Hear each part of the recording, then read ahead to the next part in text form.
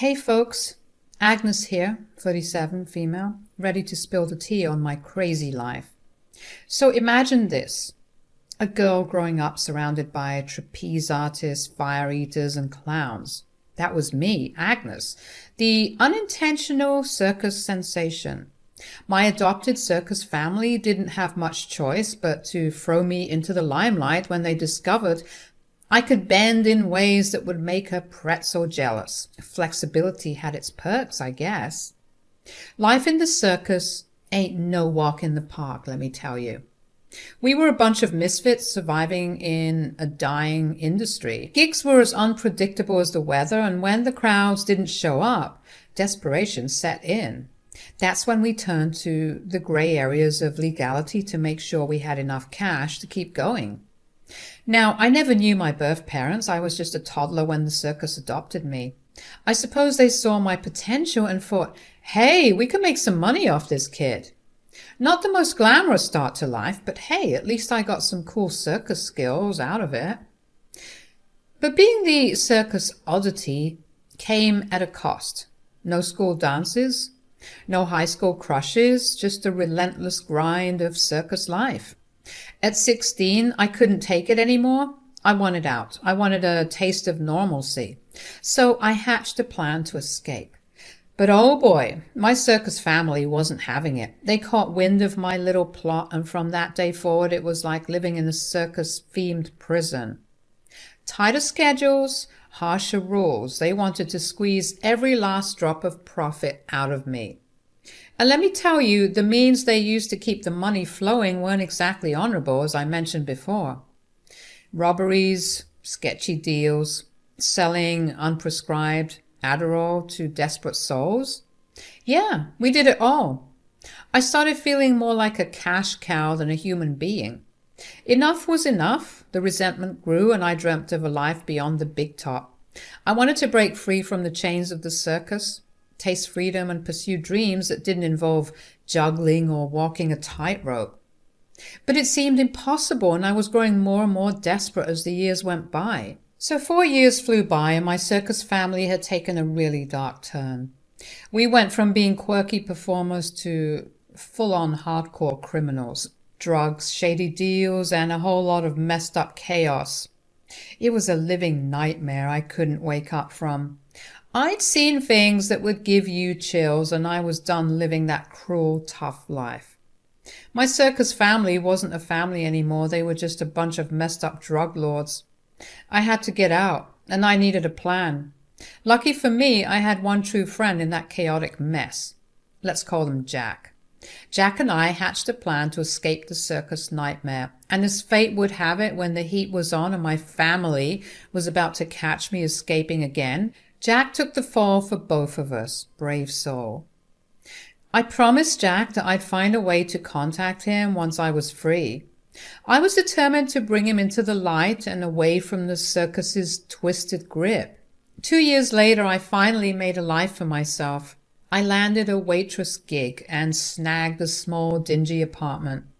It wasn't much, but it was freedom, and that's all I needed. I found Jack on Facebook, but communication was tricky, as you can imagine. The circus drug lord ringleader was keeping a close eye on him, making regular contact near impossible. We'd exchange a few words once a month, and every time I'd reassure Jack that things would work out for us in the end.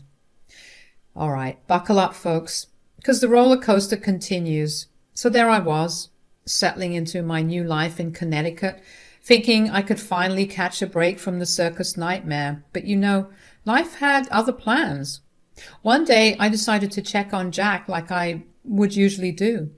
But what I saw made my heart drop.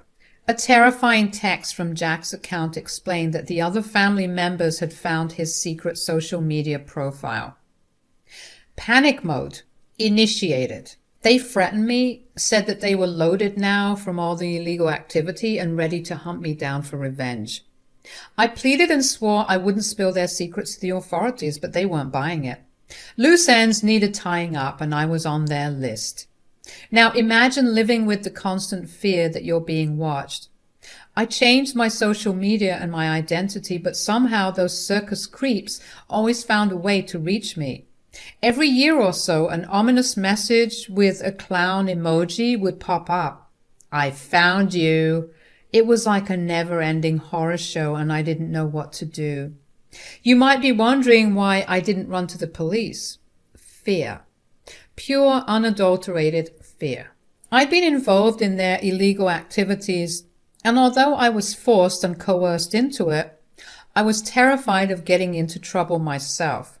So I kept moving, changing places, hoping to outrun the ghosts of my past. For a while, Connecticut seemed like a safe haven, thank God.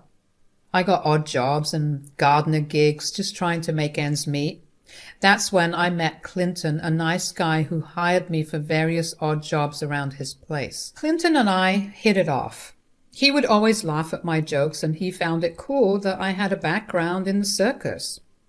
Eventually we started dating. Things felt normal, happy even. For a while I could almost forget the circus nightmare that kept lurking in the shadows. Clinton and I were on fire. Every day he'd tell me he loved me, and I was falling head over heels for the guy. Love was in the air, and it wasn't long before we decided to throw a shotgun wedding. Yep, we were so crazy about each other that we just couldn't wait. We didn't have a big fancy ceremony or anything, just a couple of lovebirds saying their vows in a little chapel. It was simple, sweet, and felt like a dream compared to the circus drug-fueled nightmare I'd been through. I thought maybe, just maybe, life was finally cutting me some slack. Clinton and I settled into our married life, blissfully in love and building a future together. For a moment I almost forgot about the shadows of the past. Little did I know the circus wasn't done with me just yet. Life's got a funny way of keeping you on your toes, and my toes were about to tap into another twist in this wild tale. You're probably wondering at this point if I spilled the beans to Clinton about my wild circus days. Nope, not a chance. I figured it's best to keep that whole bag of crazy locked up tight. When we'd shoot the breeze about our families, I'd just toss out the orphan bomb, you know. Mentioned I didn't really have a clue if there were any other relatives lurking around. I mean, it wasn't a complete lie, so I tried not to feel too bad about it. Clinton didn't dig too deep, thinking my life was already sad enough without a proper family tree. And honestly, I was cool with that. Happy in the now, building a new life with Clinton. I didn't want my past to rain on our parade. So now it's been a year into the wedded bliss. I was doing the laundry, minding my own business as one does. As I'm sorting through the clothes, what do I stumble upon? A pair of panties that sure as heck weren't mine. I went full-blown ballistic. I mean, who wouldn't? I stormed up to Clinton, waving those mystery undies like a battle flag. He's got this deer-in-the-headlights look, stammering like a kid caught with their hands in the cookie jar, and I'm standing there demanding answers, thinking, is this guy for real? Trust me, I was ready to unleash the circus fury on him. Clinton, care to explain these panties I found in the laundry? They sure as shit ain't mine. What? Agnes, I swear, I don't know how they got there. Maybe they got mixed up at the laundromat or something. Oh, save it, Clint. I ain't buying that load of crap. Who's the other woman, huh? Spit it out. Agnes, I'm not cheating on you. I love you. Those panties are probably just a mix-up. Mix-up? You think I'm stupid? I've been through enough crap in my life to spot a liar, and you're lying through your teeth. Agnes, I swear on everything Spare me, Clint. You're just like the rest of them, a big fat liar. You're overreacting, Agnes. Overreacting? I've been through literal hell. And now this. I won't be played for a fool. You're being irrational. Just calm down and listen. Calm down? You've got some nerve, Clinton. You cheat on me and you have the gall to tell me to calm down? And so the shouting match went on, each word cutting deeper than the last. The trust we had built seemed to turn to dust at that moment. When I looked at him that day, it was like I was looking at a stranger. Yeah, so things got worse, if you can believe it. Clinton just kept on cheating, and I kept on letting it happen. It's like I was stuck in this messed up loop, you know. Every time I caught him, it was a new low. Lipstick on his collar, smelling like some other woman's perfume. He even had the nerve to call me by someone else's name. And sometimes he'd straight up admit it. And it wasn't like he was trying to hide it anymore. No, sir. He'd almost show it off, flaunting his affairs like some twisted game. When I'd lose it, he'd just throw it back at me. Clinton, seriously, why do you treat me like crap? What's your deal? You think I'm stupid? Honestly? Yeah. What? You heard me. I think you're stupid. Why are you still here if you hate me so much? Why are you still here if you don't like me enjoying myself? Are you high or something? It's because I love you. No, I don't think so. I think it's because you're obsessed with me. What? Admit it. You need me, babe. You're obsessed with me. Obsessed? You're out of your mind. Why would anyone be obsessed with a cheating jerk like you? Look around, Agnes. You got nothing without me. Now, why don't you just leave? I don't know, okay? But that doesn't mean I need you. Sure. Admit it, Agnes. You're hooked on me. You can't resist. No, I'm not. I just thought we could have a decent life together. Decent life with you? Come on, Agnes. You know you can't do any better. Maybe I can't.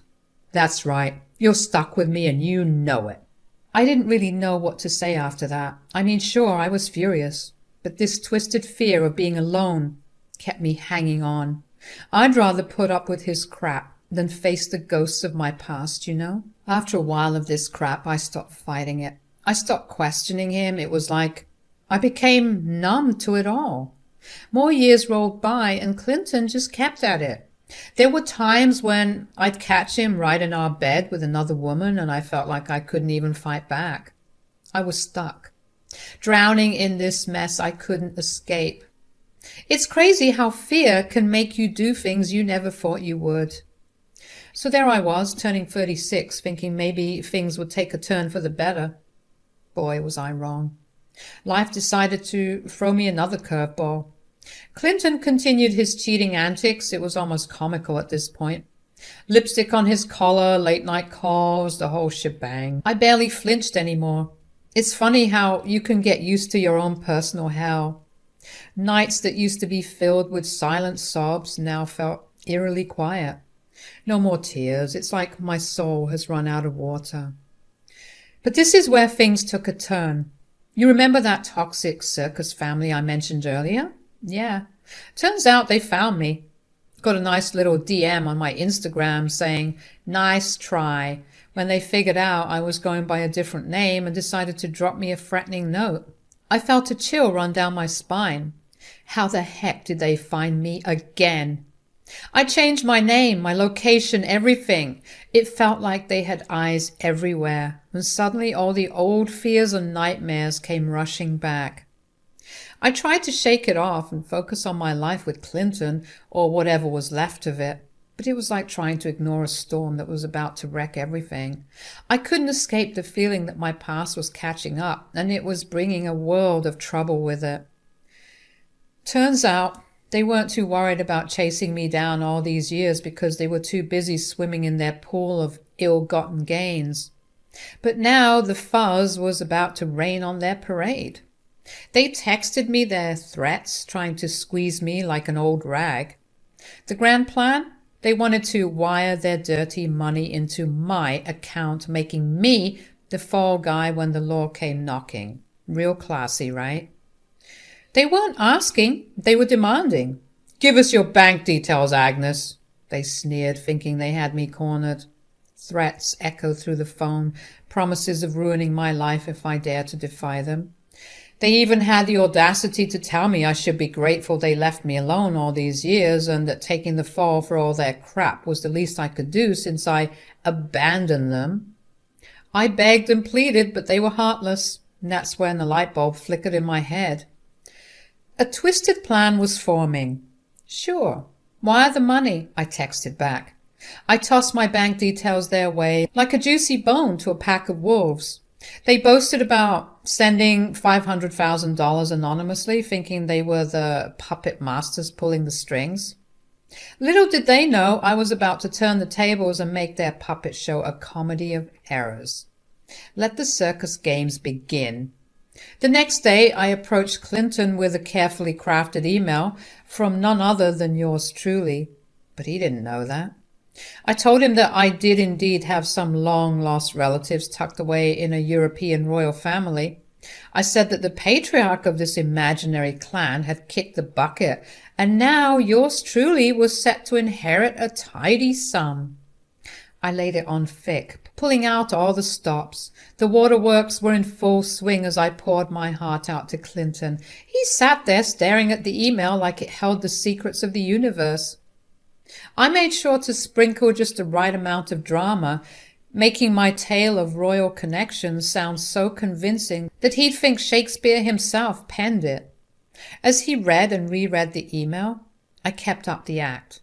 Big eyes, sniffles, and the occasional quiver in my voice, I could practically see the dollar signs dancing in his eyes as he envisioned the grand life we were about to lead, thanks to my fictional royal lineage.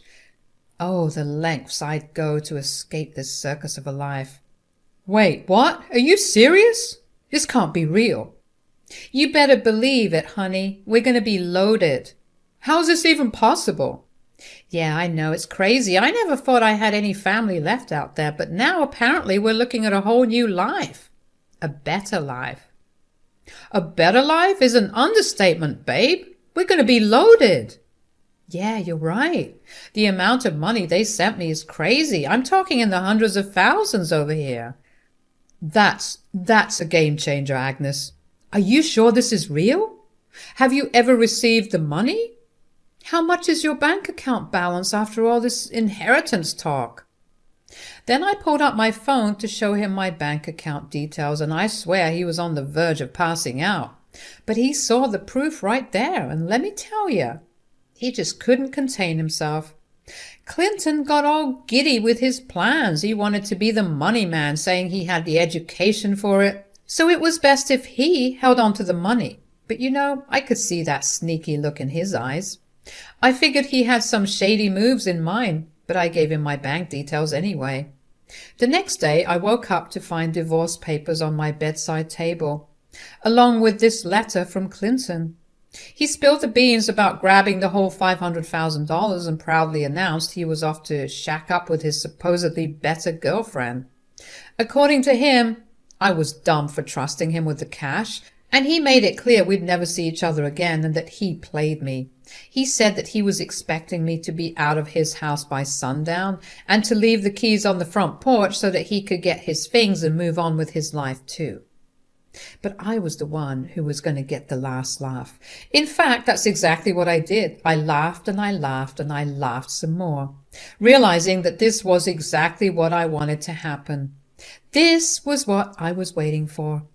I wanted Clinton to take the fall for that dirty circus money. This was going to be my payback for all those years of humiliating me and cheating on me. So after he made his grand exit with the cash, I couldn't stick around. They could trace it back to me, no doubt. But packing up my life at a moment's notice was one skill the circus drilled into me. So in a flash, I got rid of any trace that I'd been living there, tossed my clothes, lost my IDs, even burned some evidence of me ever being in that house. I even burned the divorce papers. I didn't even want people to know that Clinton and I had any sort of association, and I know that getting rid of all that evidence would make him go crazy trying to link things back to me once he would get caught. That was it. No looking back. I hit the road, running away from the life I'd been leading for the past decade. I'm not going to lie. I was scared that my plan wouldn't work. What with Clinton obviously trying to plead his innocence and then revealing that the money had actually belonged to a certain Agnes, who was his wife. But then I got some wonderful news not long after my little stunt. A few weeks later, I saw Clinton's face plastered on the front page of the local newspaper. He got arrested for fraud, all thanks to that money in his account. Safe to say, I was finally in the clear. I couldn't resist digging into the whole Clinton debacle. The story in the newspapers was like a script for a bad sitcom, and I needed to know all the juicy details. Turns out the police thought Clinton was a total nut job. I mean, who screams and yells about his wife being the mastermind behind some sketchy $500,000 inheritance? But the cops weren't buying into his act. No one inherits that kind of cash out of the blue. Even his string of girlfriends didn't help his case. They were clueless about me, thinking it was just another one of his wild stories to escape the clutches of accountability. Needless to say, his side chicks weren't too happy to find out that they weren't the only ones of his lovers, so they had no trouble cutting ties with him and making him seem like Jack the Ripper in the eyes of the law because of his deceit. When the police raided his place, they found no trace of any Agnes living there. Every move Clinton made to prove his innocence just made him look even more guilty. The newspapers were having a field day with headlines like "Mad Men's Imaginary Heiress" and "Delusional Husband on the Loose." They even mentioned that he was going for psych evaluations tagged as clearly delusional and a potential threat to society. Now that brought a smile to my face. I couldn't help but laugh at the sheer absurdity of it all. Maybe justice was finally catching up with him. There were quotes from Clinton in the newspapers saying things like, "Agnes, I don't know what you've done, but I'm going to find you and I'm going to get you." It sounded more like a bad movie line than an actual threat. Honestly, it was nowhere near as threatening or scary as the text I used to get from my crazy circus family.